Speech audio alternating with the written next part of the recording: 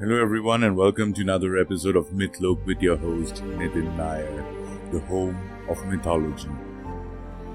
Our focus today is on Egyptian mythology and the Egyptian god of the sun, Ra. Now he was worshipped in all parts of the ancient world, and during the 5th Egyptian Dynasty he was identified with the noonday sun and considered to be a god of the underworld. Ra was portrayed as a falcon with characteristics similar to the sky god Horus.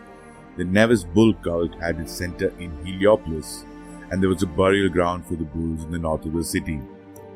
Various accounts indicate that humans were created from the tears and sweat of Ra, and the Egyptians called themselves the cattle of Ra. Ra was often depicted with a head of a falcon, a solar disk, or a coiled serpent around the disk. Other common forms included a man with the head of a beetle or a man with the head of a ram. He was also pictured as a full-bodied ram, beetle, phoenix, heron, serpent, bull, cat, or lion, among others. He was most commonly depicted with a ram's head. In this form, he was referred to as a harem's head or a ram of the west. In some literature, Ra is described as an ancient king with golden flesh, silver bones, and hair of lapis lazuli. As with most widely worshipped Egyptian deities, Ra's identity was often combined with other gods, forming an interconnection between deities. Amun was a creation energies member of the Ogdod. He was believed to be created by breath and thus was identified with the breeze instead of the sun. As the cult of Amun grew more popular, it was combined with the cult of Ra to create Amun-Ra. This god was given the title King of Gods by worshippers. Amun-Ra was a composite deity that was formed by two separate deities, Amun and Ra. It was more closely linked to the sun than the other deities and was widely worshipped. Ra-Horatki was a title or concept that was referred to a deity other than a composite deity. It was suggested that Ra-Horatki represented the sun's journey from horizon to the horizon, or that it meant to show him as a symbol of hope and rebirth. As a scarab beetle, Khepri was often seen as a morning manifestation of Ra. Gnome, on the other hand, was the evening manifestation of the king. The idea of wearing the deities ruling over different times of day was fairly common in ancient Egypt. Bastet is the daughter of Ra and associated with the sun god's eyes. She is known for the killing of serpents to protect him. In one myth, she was sent as a lioness to protect him. Sekhmet is the daughter of Ra and depicted as a large cat with an eye of the sun god. In one myth, she was so enraged that he had turned her into a cow so that she could not cause any harm. In another story, Ra sends Hathor, another daughter, to punish humanity for plotting against him. When he saw that mankind was plotting against him, he sent her as an eye of Ra. When he was without Hathor, he suffered from deep depression. Most of the Old Kingdom's pyramids do not mention Ta. Some mention that this was due to the people of Heliopolis worshipping the god of chaos. Others believed that he was created by Ta. This summed up the family ties of Ra and the family members who were closely associated with the complete myth by ancient Egyptians. When we talk about Ra's powers and abilities, the sun is the giver of life, which means it controls the ripening of crops. Egyptians worshipped the sun as a god and in turn Ra as he represented life, warmth, and growth. During an early period in Egyptian history, the influence of this god spread throughout the country. His various forms are represented by Atum, Khepri, and Horus. On top of his head is a solar disk as it represents the eye of Ra.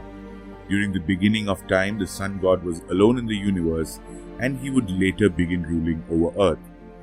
He created Shu and Tefnut, the goddess of air and moisture respectively. Human beings were believed to have been created by saying their secret names. One myth says that earth got its name from the water that flowed from the Nun. In the story of the celestial crow, the sun summoned it from the depths of Nun and told Ra how he had sent his eye to punish people. It was also believed that Hathor, Sekhmet, and Bastet were the eye of Ra. He was believed to travel on two solar barks known as the Mythslok and the Menevis. These boats took him on his way throughout the sky and the underworld, which is also referred to as the 12 hours of night. While on the Menevis, he was accompanied by various deities such as Heka and Sia. The god of chaos, Apophis, was an enormous serpent that tried to stop the sunboat's journey. During the night, Egyptians believed that Ra would appear as a ram and carry him through the underworld to the east. Egyptians worshipped Ra as one of the supreme beings, and it had its hold on the Egyptian culture for a long period of time before the change of pharaohs resulted in the change of their preferred deity. The center of Ra was Yunu, which was later known as Heliopolis. It was located in the suburbs of modern Cairo and associated with Atum-Ra, the local sun god. There were also other cultic centers of Ra such as Setubal and Gebandut. The cult of Ra began to grow during the second dynasty.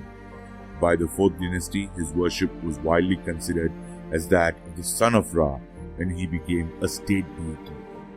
His followers worshipped him with special monuments and temples. During the Middle Kingdom, Ra was increasingly affiliated and combined with other chief deities, especially Amun and Osiris.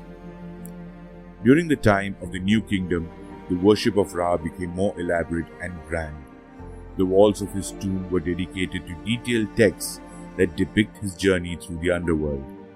Many acts of worship, including hymns, prayers, and spells to help Ra and the sunboat overcome Apep, were put in place. The rise of Christianity in the Roman Empire put an end to the worship of Ra. So you can see that Ra had a very huge historical importance to the people of Egypt, and a lot of monuments even today stand as a testament to the level of worship and the level of reverence that the Egyptian people had for the gods. Now, as always, different mythologies tend to rise and fall with the change in times, and the rise and fall of Egyptian mythology or the prominence of Ra happened with the influence of the Romans, who brought in their own mythology into the mix, and later the Arabs, who brought in Islam, which is now the most prominent religion in Egypt.